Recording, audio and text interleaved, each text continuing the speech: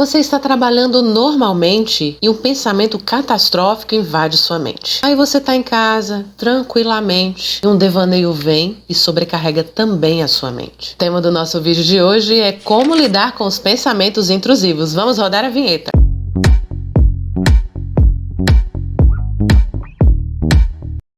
Se você é novo por aqui, por favor, se inscreva no nosso canal, curta este vídeo, compartilhe aí com o maior número de pessoas que você puder, para que este canal cresça. Quando você curte aí este vídeo, o robozinho do YouTube entende que pode ser recomendado, então nos ajude aí no crescimento do canal. Quem tem pensamentos intrusivos geralmente se coloca numa posição de vergonha e se isola diante de toda essa sobrecarga mental.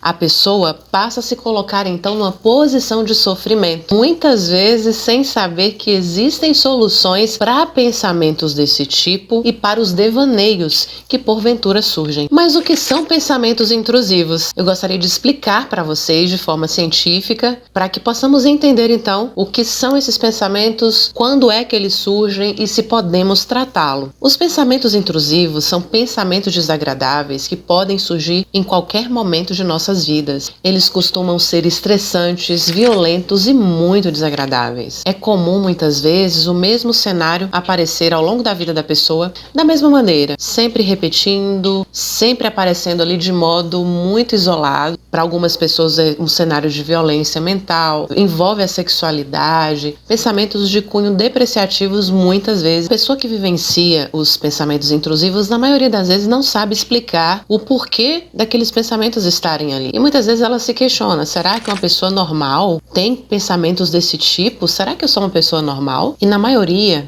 esses pensamentos são opostos ao que a pessoa pensa ou quer fazer, até mesmo moralmente falando. Embora esses pensamentos sejam desagradáveis, eles não são de nenhuma forma presságios, previsões do futuro, avisos do subconsciente ou qualquer outro tipo de coisa que tenha domínio sobre a pessoa. Mas de sobremodo, causa ansiedade, causa medo, causa estresse, gerando aí um grande desconforto na vida da pessoa, mas não tem nenhum poder sobre ela. Eu vou dar para vocês agora alguns exemplos de pensamentos intrusivos que podem surgir aí na mente de algumas pessoas. Quer um exemplo? Um dos tipos mais comuns de pensamentos intrusivos estão relacionados à segurança. O indivíduo frequentemente se vê dirigindo em direção a uma multidão, ferindo as pessoas, ferindo a si mesmo, ferindo animais. E as vítimas dessa pessoa podem ser familiares, desconhecidos, o cônjuge, qualquer outro tipo de pessoa que vem ali naquele momento na mente da pessoa. Outro tipo de pensamento intrusivo é o pensamento de caráter sexual. E esses pensamentos, eles podem trazer muita vergonha para a pessoa, porque vai trazer aí um aspecto moral, vai acabar gerando um impacto sobre o que a pessoa acredita que não pode ser, não pode acontecer. Pensamentos de cunho inapropriados, como fantasias sexuais incoerentes, relacionadas até mesmo à crença daquela pessoa, à escolha sexual daquela pessoa. Ela pode mentalmente sentir-se atraída por pessoas do mesmo sexo, por exemplo, sendo que ela é heterossexual. Ou pensamentos relacionados a animais, coisas assim fantasiosas que mexem com a moralidade daquela pessoa, causando um grande sofrimento para ela. O fato é que os pensamentos intrusivos causam dano significativo na vida da pessoa, uma vez que afeta a sua segurança, gerando insegurança, até mesmo os relacionamentos podem ser afetados. Nós temos também outras formas de pensamentos intrusivos que são mais leves, como por exemplo, a pessoa ficar se autodepreciando o tempo inteiro, achando que ela não é capaz para exercer determinada coisa. Ela fica pensando assim, mas você não consegue, você não é capaz, tem pessoas melhores do que você ali. É melhor você desistir, sabia? Você acha que eles gostam de você? Eles devem estar falando mal de você nesse exato momento. Outro tipo de pensamento intrusivo pode estar também relacionado à religião, como por exemplo, pensar que tudo que eu esteja fazendo não é condizente com a salvação, com o perdão. Por exemplo, Deus nunca vai me perdoar, isso que eu faço é sempre errado. Então, mexe muito com essa questão interna da pessoa, a depender então aí das suas escolhas e da sua individualidade. Esses tipos de pensamentos variam de pessoa para pessoa, de acordo com suas crenças. Uma pergunta que você pode me fazer é, Ellen, quem tem esses tipos de pensamento? pensamentos. Todo mundo tem. A incidência desses tipos de pensamentos, eles são maiores em pessoas que tenham o TOC, transtorno obsessivo compulsivo. Também é recorrente em pessoas que passaram por um TEPT, que é o transtorno de estresse pós-traumático, pessoas também que tenham ansiedade generalizada ou até mesmo uma depressão. A ansiedade, por exemplo, ela é caracterizada pela excessiva preocupação em relação a situações futuras. Sendo assim, a pessoa com pensamentos intrusivos poderão criar cenários mentais de situações que ainda não aconteceram, projetando isso para o futuro. E isso gera uma consequência bastante negativa, porque a pessoa vai ter aí sintomas físicos e emocionais intensos decorrentes desses tipos de pensamentos. Já a pessoa com transtorno obsessivo compulsivo, o TOC, esses tipos de pensamentos forçam a pessoa a realizar determinados comportamentos para amenizar a ansiedade.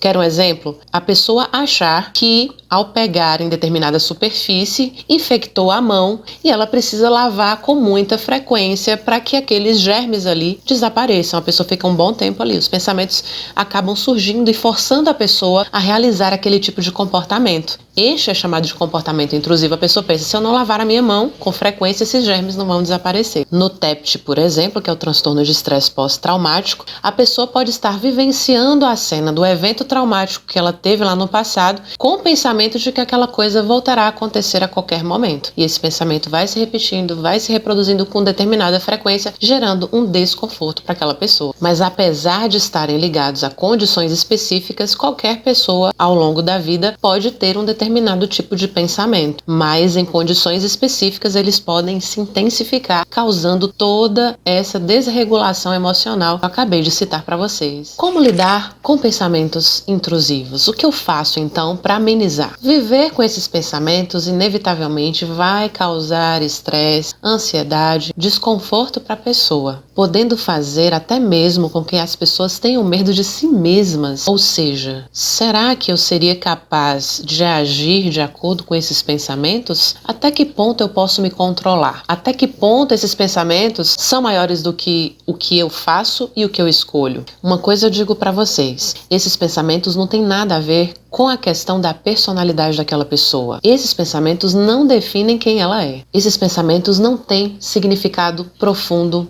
nenhum, muitas vezes, estando relacionados a traumas ou a eventos que trouxeram um desajuste emocional muito profundo para essa pessoa. Sendo assim, a pessoa não precisa necessariamente viver achando que esses pensamentos são maiores ou que eles vão ficar ali. Uma coisa que eu digo para vocês é que há tratamento para isso. Nós podemos utilizar ferramentas, nós podemos utilizar formas específicas de trabalhar esses pensamentos.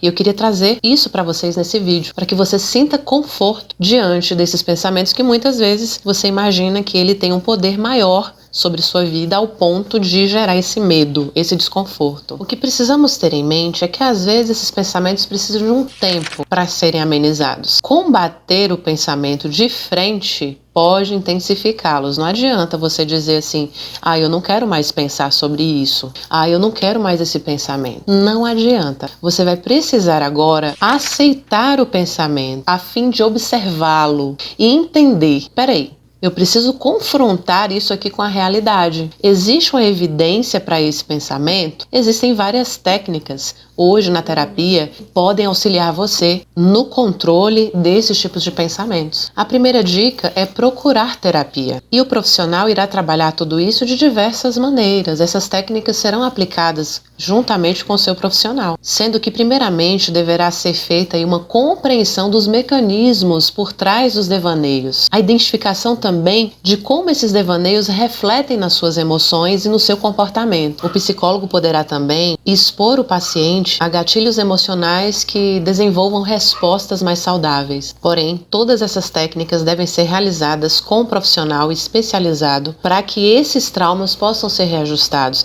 para que haja um equilíbrio nesta conduta e nas respostas esperadas. A segunda dica é aceite o pensamento. A primeira reação das pessoas costuma ser, de fato, se afastar afastar do pensamento. Eu não quero esse pensamento para mim. Vai despertar ansiedade, vai despertar medo, vai despertar insegurança. E essa atitude soa como a solução mais lógica para amenizar aquela situação. O que na realidade a pessoa pode estar desenvolvendo é a negação. E a negação não é o elemento ideal nesse momento, porque pode trazer outras emoções, pode desencadear novos pensamentos. O trabalho deve ser então em torno do fato de aceitar que você vivencia aquele pensamento e trabalhando com o profissional, você poderá reajustar melhor essa condição. A terceira e última dica é: inicie um diálogo positivo com seus pensamentos. Quando o pensamento surgir, perceba-o apenas como um devaneio, não como algo real e que vai trazer uma consequência extremamente negativa naquele momento. Perceba, é um devaneio, mas é somente isso. Você não irá agir naquele momento da forma como seu pensamento está sendo apresentado para você. Confronte o pensamento, desminta o pensamento.